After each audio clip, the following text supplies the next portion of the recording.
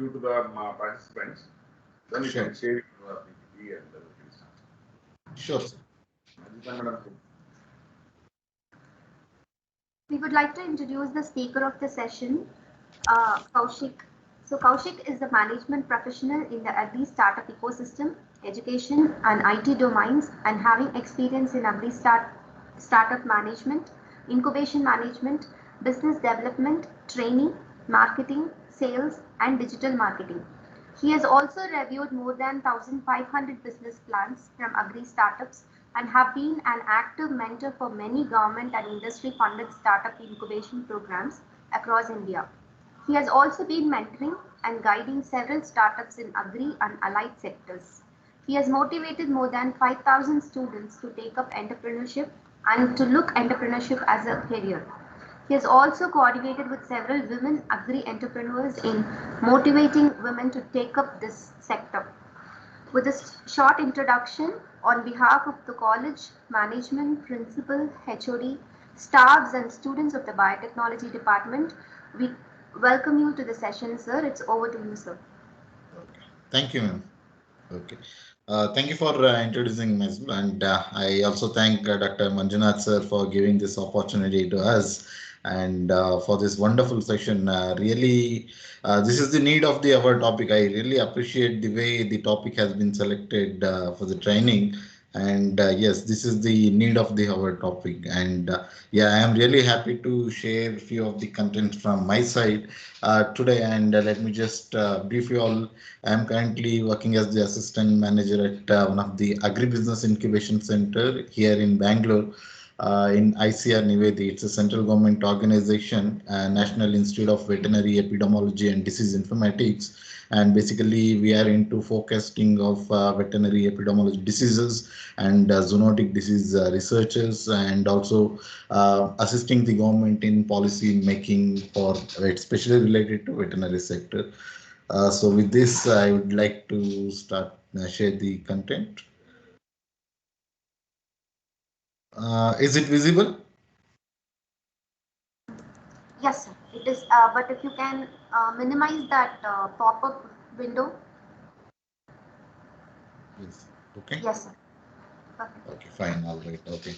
Thank you. Once again, thanks, Dr. Manjunath sir, for giving this wonderful opportunity and organizing such a need of the our topic training for your faculty members and all. So yeah, good morning to all the participants.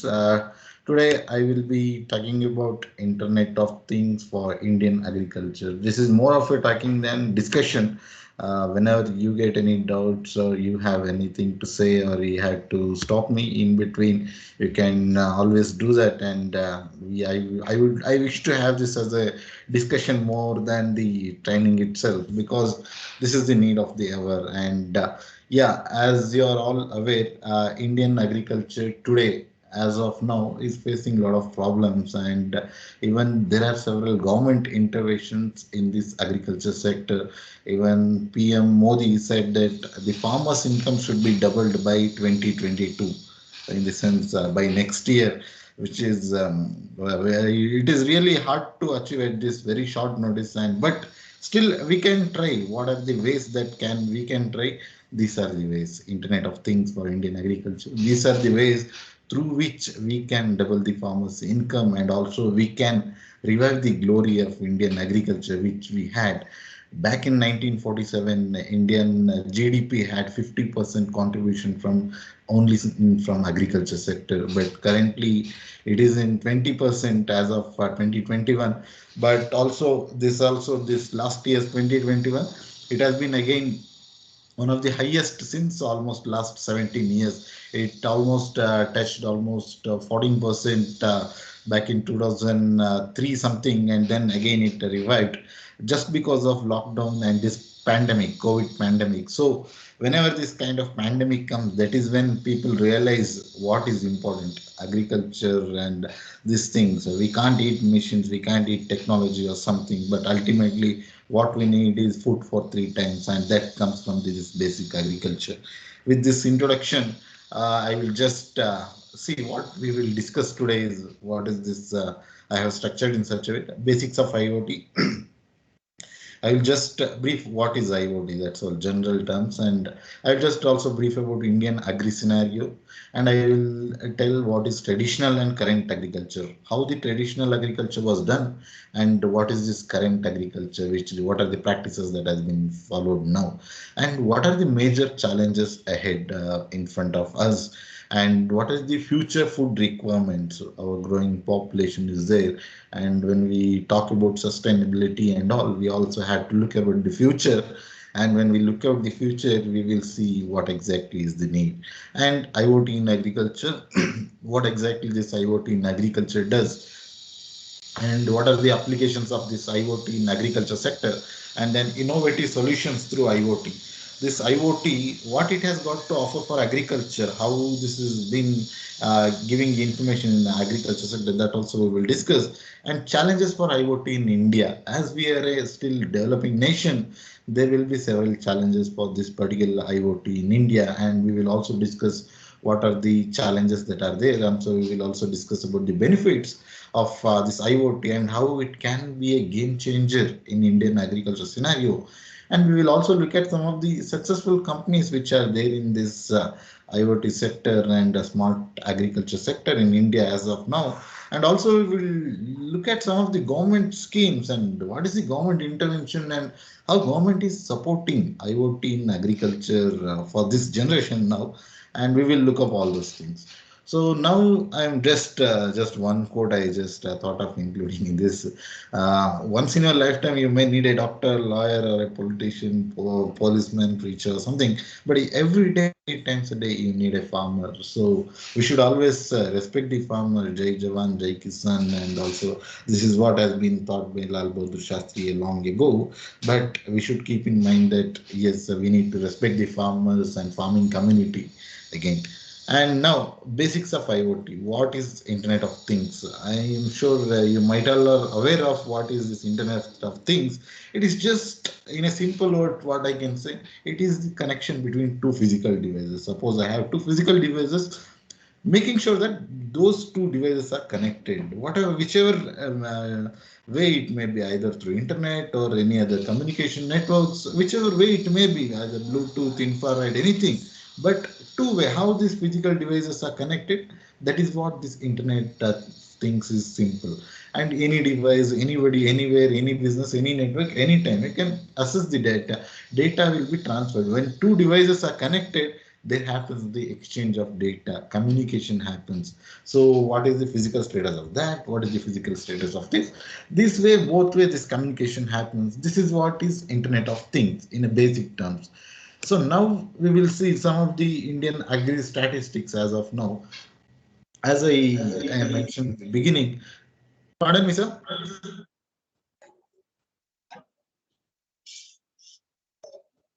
Am I audible, sir?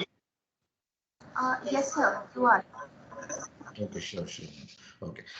So now let us just look at the agri stats and agriculture GDP share, that gross domestic product share has been reached 20%. As of now, Indian GDP has nearly touched $3 trillion. As of now, as of today, Indian GDP has touched $3 trillion, and among that, 20% GDP is basically coming from agri and allied sectors. So this is what the importance is. And agriculture is the primary source of livelihood for about 58% of India's population, and it also accounts for 40% of employment till date. So you can just imagine agriculture is one of the largest source of livelihood as well as the largest employer for Indian population. And India is the second largest agriculture producer when it comes to fruits and vegetables. When we take overall, India is the second largest agricultural producer across the globe, and India is the largest producer of milk as well. And farmers need to produce. When we just look at the future, farmers need to produce at least 70% more food than what we are producing today. As of today, we are producing around 296 metric tons of food in India, but this number has to be doubled, and it has to be 70% more. So you can just imagine what are the challenges that are exist in this particular sector and how we can tackle this challenge we will discuss further way. And organic farming, many people speak about this organic farming and all, but it is not the sustainable model for Indian agriculture. Yes, organic agriculture is good. It is for healthy and getting healthy food and all. It is good. Less usage of fertilizers going back to natural agriculture. But it is not the sustainable model. We can't feed all the population through organic farming. And now just look at what is the how the traditional agriculture was there and what is the present agriculture. In traditional agriculture, all the old methods of practicing agriculture were used. All the tillages were used by cattle and all, and rate of production was very low, and even the population was very low. What in the previous traditional agriculture used to do is whenever family produces something, they had this barter system. They used to sell something and buy something, that's all. And they also just look at their family. They used to look after their family. But the generation is changing. The modern agriculture, the present scenario is demanding different. We have huge population here who doesn't do agriculture. We have to feed them as well. So their production needs to be increased. So in this old agriculture method and its sense traditional agriculture, this natural manure were used, cow dungs were used, and all this. These plants were also used, biofertilizers, everything were used, but it is not the same in present agriculture. To meet this demand in 1965, MS Swaminathan, he is called as the father of in green revolution. He introduced certain varieties and he made sure that we are up to the demands. We are the agriculture community needs to rise up and meet the challenges in terms of production and the requirements of food. That is when we increased our productivity and production since 1965. That is when we produced excessive. Even today we are excessive, but again it is not the same because of the challenges as of now we have. In this modern rate of production is always higher and is not environment friendly. As you all aware, we use fertilizers, we are using different varieties and all. We are using pesticides, chemical pesticides and tractors, others are tools are also used. And this is the what this has. We are, even though we are fulfilling the challenges which is posed by the society, we are also having certain drawbacks in this particular zone, be it is pollution or something. We are definitely having certain challenges. Now let us look at the future. What is this future is all about? And when we just look at the future, our population, the global population is set to reach 10 billion. We are about to reach 1,000 crores by 2050. And the cropland which we have, pasture which we have, and irrigated area. Only irrigated in this graph, you can see only irrigated area can be increased. That's all, and the rest all remains same, or it may go down as well because you are seeing cropland and all these things. There is a acquisition is going, and all these things happen, and even farmers are moving from agriculture to other area. So there is always a challenge. This cropland may also go down, and even pastures, you can see pasture is a grazing land for cattle, that even that land is going down in the sense because lack of rainfall is there, the uncertainty in climate changes. So these changes are putting this almost remains constant, this cropland, pasture, irrigated area. It may go down as well because of the challenges which we are facing. So but the population is in a steep increase. So what it means, everything remains same, only the population is increasing. And as of now, we are 7 billion population and there is addition of 3 billion population. So there has to be a drastic increase in production for in terms to feed the whole world. So this 3 billion extra population we are having, and I initially told there needs to be a 70% increase in production to meet this challenge. So we will just look out what are other challenges which are ahead of us, and population growth, urbanization, and aging. You can just realize yourself. You can just look around yourself and see how many youths are interested in taking agriculture. very negligible amount of people are interested in taking agriculture. All those educated people are running behind the jobs, 9 to 6 jobs or something. Entrepreneurship is there, whatever areas, but nobody wants to take up this agriculture. So there is also a challenge. This is one of the major challenge as well. And climate change. Recently, you can see last month itself, we had plenty of rain, and which almost destroyed several ragi plantations in and around Bangalore. So this is also again a challenge, and agriculture productivity and innovation, innovative solutions need to come up in agriculture. There is a huge challenge as well. Climate change, maybe water management, anything. There needs to be a innovation as well in agriculture sector. Food losses and waste. Post-harvest losses in agriculture sector, you may be aware, it accounts for around 30%. 30% of foods are wasted without without bringing it into plates. So this is the amount of loss we are having. So there needs to be a proper supply chain management as well, and transboundary pests and diseases. You may be aware, not sure, lumpy skin disease. This is one of the recent major outbreak. This among the cattle veterinary sector, and it is the talk of the hour. This lumpy skin disease, this came from Africa long back, and it is recently spreading like a wildfire. So these kind of challenges are also prone to agriculture. You might also heard last year we had locust attack as well in North India. So these are the challenges which are coming, and plant plagues, crisis, natural disasters as well. The earthquakes, maybe the floods, everything are also a challenges. Structural change and employment. The youths are preferring more kind of 9 to 6 jobs than this struggling in agriculture fields. So this is also one of the challenge, and also the changing food systems.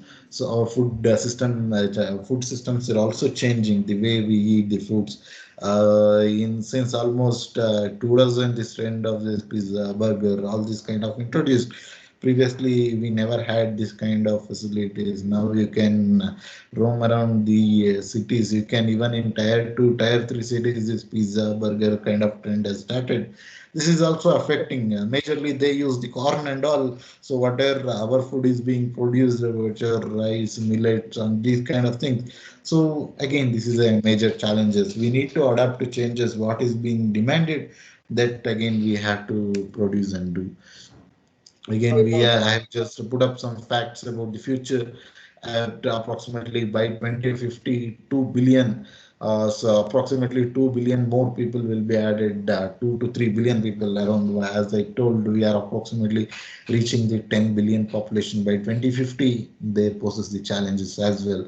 And 50% over the current accommodate projected demand there. So we had to increase our productivity more than by for 50% as well, and 60%, 16% more carbon emissions than it did in 2017. So in 2017, it produced certain amount of this pollution was caused by this thing. So now we have this challenge as well. 16% more pollution, carbon emissions will be coming from this agriculture sector. So we have 40% more water than requirement. 40% more water requirement is also required. So these are all challenges. These are very major challenges. 16% more pollution and 40% more water requirement, what is available now, and 50% more increase in productivity. And in terms of population, around 2 to 3 billion population increase. So now let us talk about IoT in agriculture, what it is, how it can do, and what is this IoT, talk of the trend, what it can, what it has, what are the benefits which can at least to certain extent manage these challenges which are posed. So IoT is IoT, as I initially told, it is the connection of between any two physical devices. So the same way, IoT allows all the devices from the farm to measure all kinds of data remotely and provide this information to the farmers in real time. Suppose a farmer is there in the field, he wants to analyze the livestock health. He wants to see what is the soil moisture content, how much water is there in his soil, and what are the major threats which may come. The real-time data analysis, this is where IoT comes into picture. This is where this device helps. And this IoT is not single a device, not it is not a single device. It is a mixture of all the devices. It comprises all the devices. It comprises all the sensors will be included for soil moisture, temperature, and this livestock analysis, health analysis, all these. So all these devices put together, that is when it becomes IoT. And this IoT has got the tremendous opportunities and tremendous scope in this solving the challenges which we discussed till now. And how IoT. Majorly, this IoT in agriculture is divided into three things. One is variable rate technology, guidance system, and remote sensing. Let us just look at this. What is this variable rate technology, and what is this guidance system, and what is it remote sensing and all. So variable rate technology, this allows fertilizers, chemical, lime, gypsum, irrigation water, and other farm inputs to be applied at different rates across the field without manually changing the rate of settings in the equipment or having multiple passes over an area. So this variable rate of technology instance, if you keep certain devices or something just for irrigation or something, then you can set this thing that this is the amount of fertilizer or this is the amount of chemicals or this is the amount of lime. This has to go for individual rows or lanes in the farming this thing crop land, and also for individual plant also. You might be aware of drip irrigation system and all. That is through this particular this particular area, this variable rate technology. And then comes the guidance system. This guidance system is a virtual physical device. Again, this can be virtual or design. It will implement a controlling and movement of a ship, aircraft, missile, rocket, or anything, even drones. All this comes under this guidance system. So let us just look at certain drones, maybe or something. Even recent area, drones are used for this thing, spraying of pesticides, all these things. The drones are used. It is very handy, and also though there is a one of the challenge called price. The costing is challenge that again we will discuss in the further slides. So again, this is what the guidance system is, and then we have this remote sensing. This sensors what remote sensing, it captures everything, whatever the data which is there, it captures be it temperature or weather or humidity, what is the percentage that is there in this say surroundings, that it will capture all these things. So around this also to overall comprising this comes to 100%. So this is how IoT is comprised of. This IoT is comprised of basically these three major areas: variable rate technologies, guidance system, and this remote sensing. This is all comprising. This is what makes IoT. So let us just see what this IoT has got for doing in agriculture. So agriculture, coming to precision farming. I am sure many of you might be aware of this precision farming. This precision farming involves overall this farm has been technologically connected in a simple terms. So that is what precision farming has been. They will put up devices, they will put up these sensors, they use this drone technology and all. So that is how the farming has been done, and this is what is precision farming. And this agriculture drones, as I recently, as I, in my previous slide, I just mentioned agriculture drones are recently being used for spraying of the pesticides and these things, weedicides, pesticides. These are being used. You can't. This is what you can reduce the labor cost in this particular drone technology. The initial investment will be more, but when you look at the long-term usability, it comes handy. And livestock monitoring. The livestock monitoring, the cattle will be there for this is will be very much useful for the dairying and veterinary sector. They will be having poultry, they will be having piggery farming, they will be having this cattle, they will be having sheep and goat. So in this particular this livestock area, this kind of IoT monitoring comes handy. Whatever the temperature is, these cattle and this livestock, they are very much prone to this temperature change, actually climate change and temperature change. So this has to be monitored properly. So this IoT comes in handy in this particular area.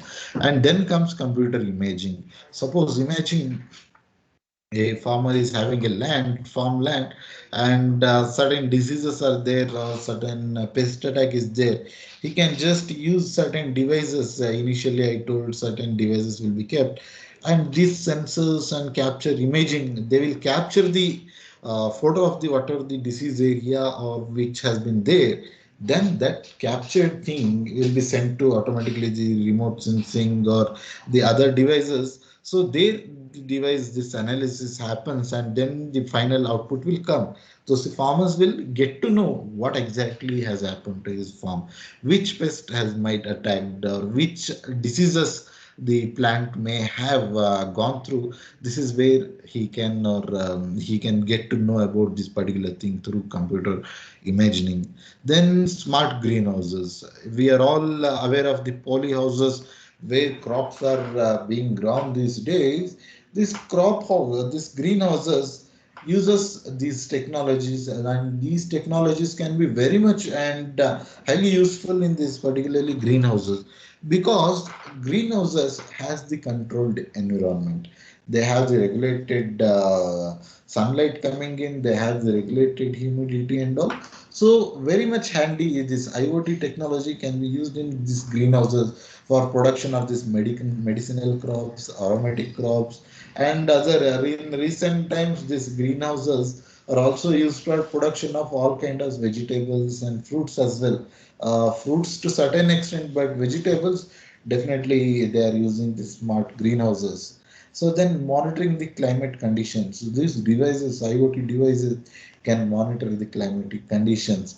Suppose imagine in the recent last month itself, the majority of ragi crops which has been destroyed, it all belongs to the poor farmers itself, not the big landlords. Yeah, even though they have also lost, they can withstand those losses, but not the small farmers who have lost this thing.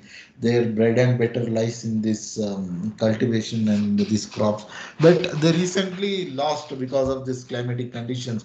Suppose imagine we had a device which would have predicted that this is the amount of rain which may fall during the next 48 hours to 72 hours or something, some previously scheduled this thing report which would have shown up in the farmers devices or something. Then obviously the losses could have been reduced. Almost the government has estimated that it is approximately there is around 7,000 crores of loss because of this adverse climatic conditions which we had in the previous month. 7,000 crores is not a small amount. So this much amount could have been reduced through using these IoT challenges. And then we have also remote sensing. Yeah, this remote sensing, this also helps in analyzing the land, how much irrigation water can be given and all, and what is the projected growth and all. This also can be used in this remote sensing. Again, it uses the data from satellite. Whatever your data is there, that will be directly uploaded to satellite. Through satellite, you will get the data. So this also helps, and this majorly this remote sensing helps in this irrigation management.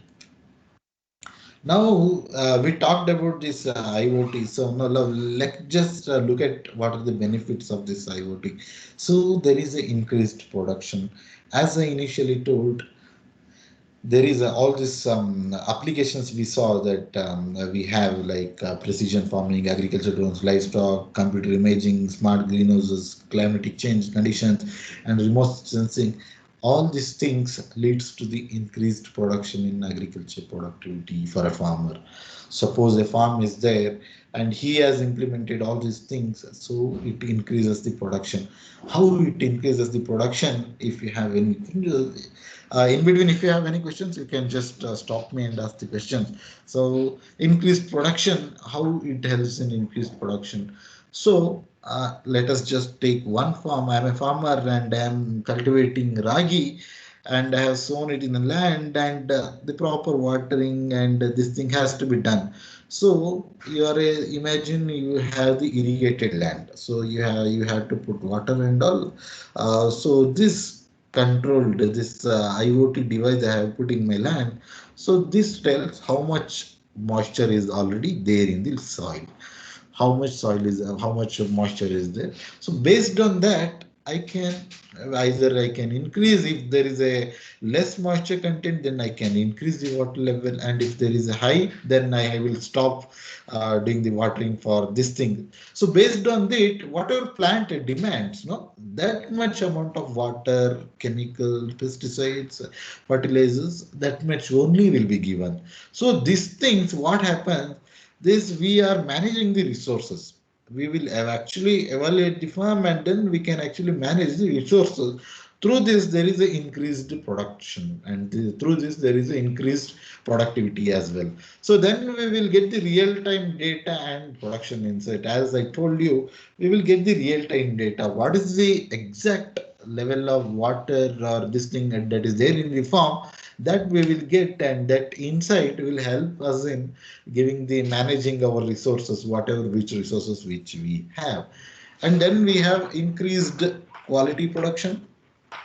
You must be aware, this water is very important thing. You can see, I will say one, I will, if to take one example, you can see the Kolar side, they grow the mangoes. The mangoes grown in Kolar side, those who give the less water, those kind of mangoes will be very tasty.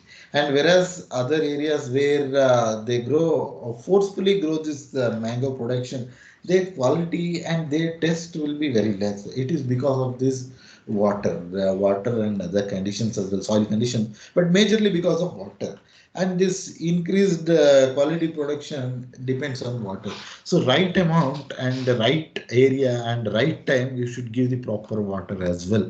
So this real time data helps in this increased quality production of this crops and fruits and vegetables as well. And accurate farm and this thing field evaluation. So you will get the exact evaluation of your field. Yes, this is the amount of production crop I have, and this is the tentative productivity I may get, and you can plan these things properly. And in coming to the livestock farming as well, this has benefits in livestock farming as well. Suppose you are having some devices and you have put that device in the cow or something, then cattle shed, then that tells what is the exact, how much temperature is there in the body of the cattle and all. So when you just look at the cattle's temperature, based on the temperature of the cattle as well, you can just either you can spray some water or something, so that the temperature can be maintained, and it will increase the farmers this thing, cows or shells, this thing, cattle or milk yield as well. And reduced environmental footprint. You must be aware that when we produce paddy, it consumes huge amount of water, this paddy actually, and also it produces greenhouse gases because of this stagnant water. You must be aware, stagnant water condition needs to be there for this paddy, and because of this stagnant condition there is also a increased this carbon emission, methane emission will be increased. But if this if we plan in a such a way that, and if we plan this, implement IoT devices, we can give the water supplements how much it is required, only that much water will be given. Through this emission can be reduced in this. And also we previously saw there will be increase of 16% emission from agriculture sector, so this also can be reduced. And now coming to remote monitoring as well. So suppose you are not there in the field and you want to have the insights what is happening in the fields, so you can do that as well, because the devices are interconnected, and this is what way it can help. You can just remotely, you can sit in a place and you can just monitor your farms, whatever it is required, you can just do over the remotely. And equipment monitoring as well, whatever devices which you have implemented in the farm, so it also helps majorly in monitoring those devices as well. Lowered operational cost, as I told, there are drone technologies, there are other technologies. This reduces the labor cost. What are the labors which are involved in the farming operation, that can be reduced. Suppose there needs to be a pesticide which needs to be sprayed for the cropland or crops which are grown. So these operations, which can be lowered through this drone technology and all, and also when it is required, so we can plan properly, and also we can do the same thing. So this labor management and labor, this thing is again a huge problem in agriculture sector, because whatever labors you may need may not be available all the time, and this IoT again comes into picture, and this can help us in that particular area as well. And then coming to the water conservation, how this water is being conserved, we can see, as I told initially, I will just take up one company, one company called AgriHub Technologies, and their brand named as Philo. They are one of our startup. They incubated in the year 2019, and also they got funding of around 23 lakh from our agribusiness incubation center. I'll also brief you about all the different schemes which are available. I will take up in the upcoming slides, but I will just give about the water conservation through this particular startup. I am just going to explain this Philo AgriHub Technologies company. So they are into this IoT devices. They have done one small device, so that device will be kept in the grape field. They are, as of now, they are working towards grape field only, and they are in future, they are also planning to extend those areas into other varied areas like tomato also they are planning, and potato also they are planning. So as of now, they are into grape area. So in this, what happens in this grape area is, in reality, we go to the farm and check with the consulted with the farmers who have implemented this in, they have who have installed these devices in their farm. We just talked to them and just got the insights that it has really made the water conservation. This device tells that what is the amount of moisture that is already available in land, so that the farmers, because these grapes, they hugely depended on this drip irrigation system, so there is a huge requirement of water as well. So they have started, after installing this device, they used to get the real time data, so that what is the accurate water availability in the field, so that based on that only, if it is less and if it is more also, so based on that they will modify. If the water is less, they will increase this drip irrigation and increase this water, and when there is water increase, then they will decrease this, they will just stop this drip irrigation, this thing, so that it will, ideal condition will be maintained, accurate farm and field will be maintained in this particular thing using this IoT devices. And one farmer suggested that he had 30% more revenue than what he used to get before implementing these IoT devices. This is where these challenges we talked about till now, this is where this IoT devices will comes into picture. This is where this smart agriculture, precision farming will come into picture and reduce the cost and reduce the burden for the farmer and increase the production and increase the productivity, in turn increasing the revenue for farmer.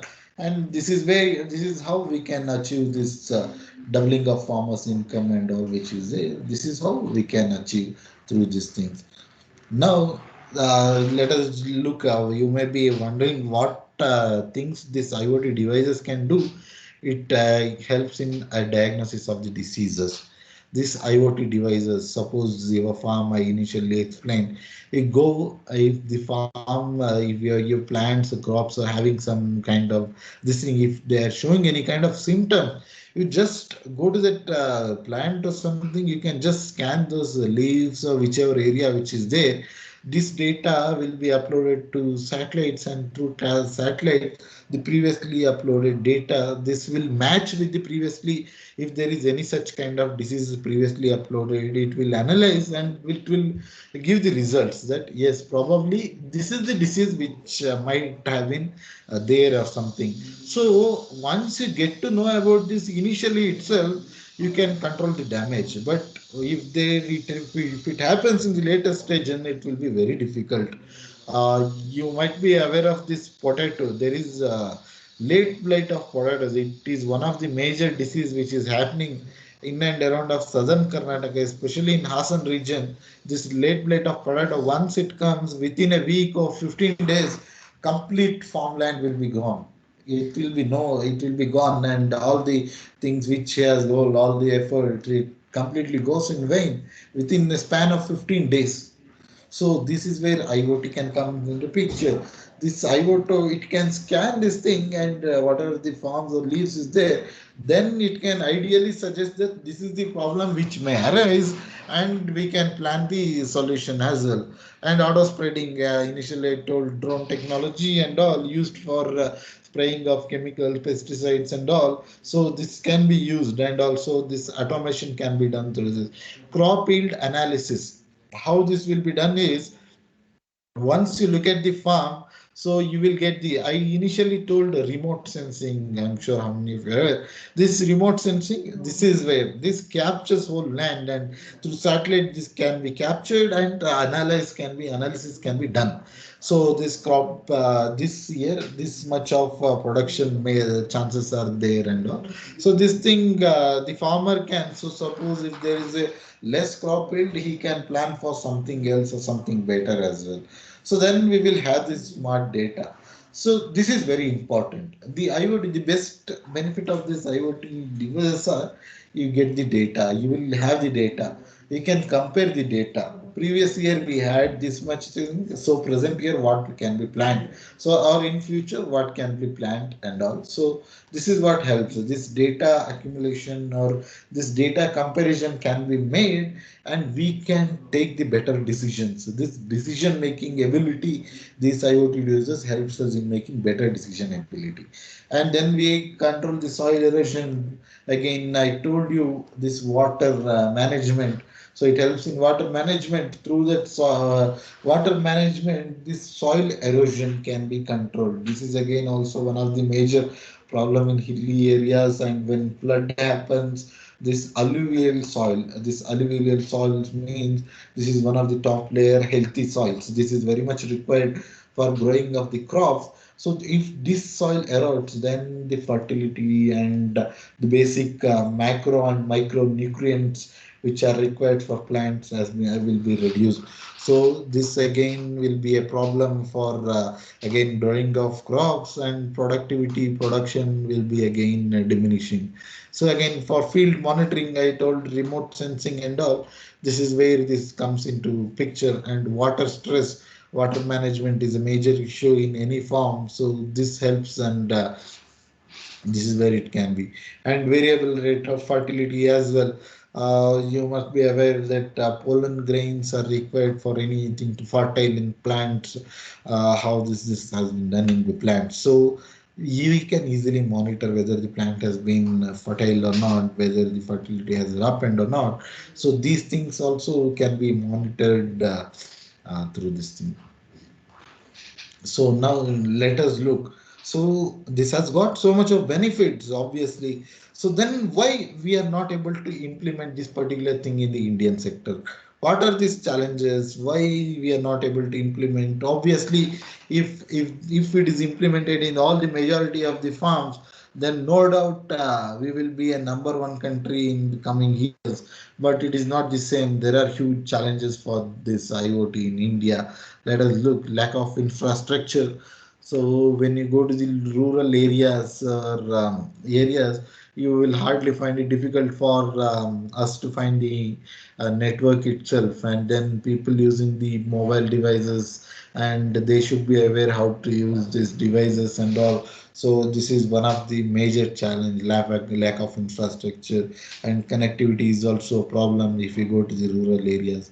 And these devices, when you have put sensors, when you have the satellite connectivity, and you give your own device, and you manage all other sensors like water sensors, temperature sensors, all these weather sensors, drones and all, this is not an easy technology. This requires huge cost, and lack of security as well.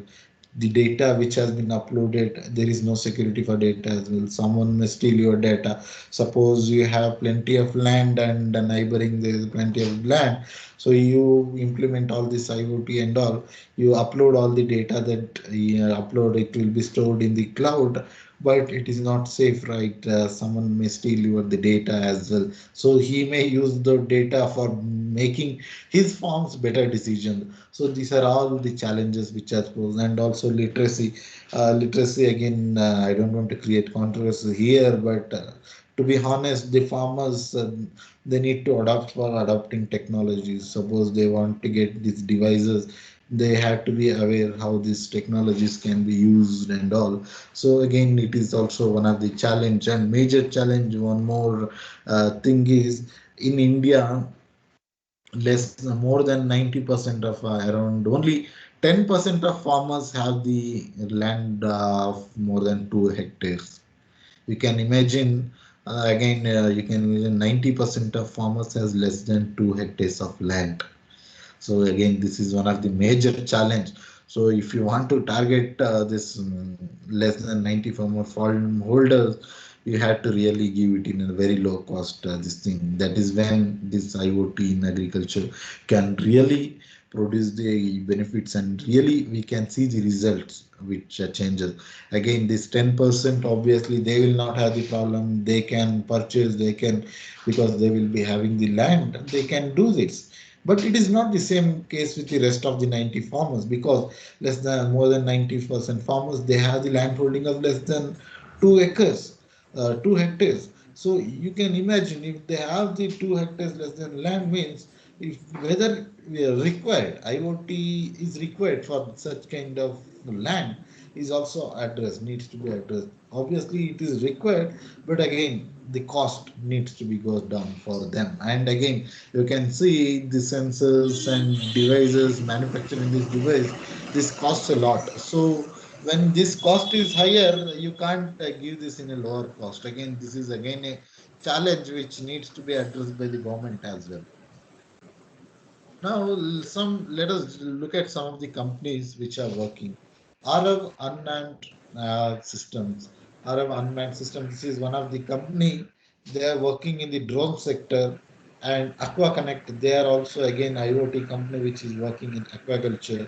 And we have our own incubating Philo AgriHawk Technologies Private Limited, and we also have no these companies are also working in this particular Agri Technologies. I told he is working towards grape field. He has all the devices which is required in the grape field. Then we have Cropin, and again it is giving the software as a service, and they are into this platform. They are associated with all these agriculture companies because they are developing this software as a service. They are developing this software.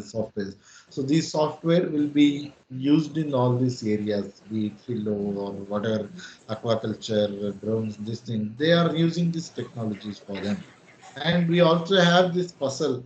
Puzzle has almost generated huge revenue out of this actually. Puzzle is very leading company in this smart agriculture IoT sector. They have all this technology. And recently, this GramWorks, this is to this company, it is for future. We have to, this company will be for the future. Definitely, this company is going to rock in the future. They also recently received certain awards as well, GramWorks, and they are into also this farming solutions as well. Now let us look at what are these some of the government schemes, how government is intervening is this particular thing. We have Startup India Seed Fund Scheme.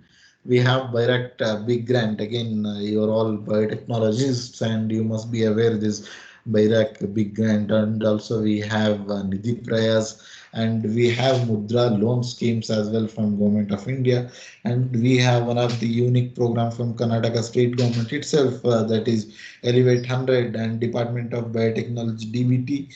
They are also giving several this government schemes and all. Then we have this RK Rafta scheme. I will just take few minutes in this RK Rafta scheme. This is one of the major boom which recently this Ministry of Agriculture and Farmers Welfare has introduced. This scheme is revolutionizing the Indian agriculture startup ecosystem. So they have got two different schemes. One is Neo scheme and one is Nest scheme. Under Neo scheme, suppose any person is having a few ideas in starting any agriculture company, he will be getting funding up to 5 lakh rupees. And if there is any person who has got already a startup, then he will be getting funding up to 25 lakh rupees under Nest scheme. So till date, this is the scheme which I initially told that one of our startup has been incubated, and that startup has got 23 lakh funding. Till date, we have given funding of almost 2.8 crore for the startup, and it is a free grant in aid. You can imagine funding everyone give and all. So we are very different from venture capitalists and angel investors. These venture capitalists and these angel investors invest money and they take equity in your company. They take the shares of your company. But this is not the same case with this Akyo Rafta scheme from Ministry of Agriculture and Farmers Welfare. This particular scheme doesn't take any equity or any this thing shares from the company or nothing. The complete pure investment. You can just imagine if you apply for this particular scheme, you are going to get 5 lakh rupees or 25 lakh rupees for free just to start your own company. The only condition this scheme has is your idea should be innovative and it should be related to agriculture and allied sectors, be any sector in agriculture, be it in veterinary, poultry, horticulture, or IoT, biotechnology, or any of this related. This particular company will definitely, this particular scheme will help. So you can also visit at www.navik.org. I will type that in chat box in the end, and you can visit that particular site, and you can see how this scheme has got the benefit. There are plenty of biotechnology companies as well who have got huge funding as well in this particular scheme. And in fact, till date, we have given funding for 27 startups. You can imagine in agriculture, even biotechnology is a part of agriculture, these things itself. So we have given funding for 27 startups. So suppose you have any idea in terms of, suppose you want to take up entrepreneurship in agriculture sector, then you can just look at all these schemes, and especially this Akyo Rafta scheme. It is really a huge beneficial for all of you, because this particular scheme will give you this funding which is required. Any person who wants to start the startup, initially what they do is they do bootstrapping, and some face the financial crisis, and somehow they start and they face the scalability for scaling and marketing. They again lack the financial. This is where this particular scheme, this Rashtriya Krishi Vikas Yojana scheme will come into picture, and that is how they help these farmers and all of them through this particular them. So that is what throughout India till date almost 450 agri and allied sector startups have been supported through this particular scheme, and more than 300 crore has been spent on this particular thing. And now coming to IT and IoT's particular itself, in this sector itself, agriculture and IoT sector, nearly 40 crores has been invested by government of India for startups. You can imagine nearly 40 crores has been given for free. Those with come up with the idea, innovative idea, they will get this funding. They have already got this funding. So this is the potential this particular thing has got. And our present will always shape the future. So with this, I'd like to end my presentation here, and I am open for the discussion now. If you have got any queries, you can directly ask the questions here. So dear participants, the forum is open for discussion. If you have any queries, please do unmute yourself and discuss with sir. Hello. Yeah, Yes, ma'am. Good morning, sir. yeah, good morning, ma'am. Yes, it's a very wonderful presentation. Yes, thank you. Yes, sir. Sir, the IoT is it's actually it's a large land farmers only. It's useful. But is what is the solution for the small farmers? That means 1 acres, 2 acres, like Yes, that they have a land. Okay. yeah, Yeah, exactly, ma'am. That is the major challenge. Even when I was telling the challenges, that is the major challenge which we have. 90% of the farmers hold land less than 2 acres. So there has to be a company. Even you, if you have got something idea, you come up with an idea to manufacture this IoT solution in very less cost. It will be really a revolutionizing thing, and even you can be a future billionaire. The thing is the cost, ma'am. Here the cost is the problem, and the device needs to be a device in lesser cost. I just mentioned one of the company called Philo. They are giving it for the farmers. So their target is farmers who are having more than like almost 10, 15 acres of land. So for them only it will be designed, because the cost of one device is 48,000 rupees. So if someone wants to invest 48,000 rupees, means again for a farmer it is again a bulk amount. So the farmer who is earning less amount. So this is the challenge which has been posed by this thing. So this, for the small holding farmers, this only solution is reduction in cost. That is the only possible solution as of now. Apart from reduction of this thing, there are few this thing platform which I will suggest. You can just install one of the Meghaduta application that is designed in for the Bangalore area. That is one of the mobile application. It predicts how much of rain and how much, what is the temperature that is there and all. Apart from this, these small farmers can visit local health centers. This sorry, health centers, not health centers. Local this Krishi Vijnana Kendrats and agriculture research centers. There also these soil health cards are issued, and through these soil health cards they can get their soil health testing done. So based on the soil health testing done, based on that they can see how much what is the micronutrients and macronutrients which are there in the land. So based on that they can plan their fertilization this thing plannings and all.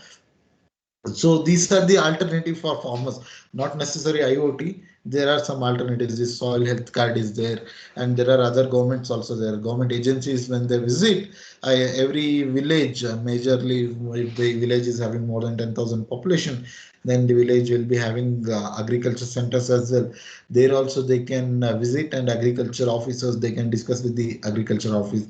This is the near future, till at least for around 3 to 4 years. This is the solution farmers are having, the less land holding farmers. This is the options they can look into apart from IoT. Ma'am, IoT device, it is the cost is higher obviously, but it has got its own benefits as well. But for small farmers, this is the benefit. These small KVK centers are there. They can visit there and they can get the all the details whatever required. So, okay. Thank you very much, sir. Okay. Okay. Any other Any questions? other queries or questions?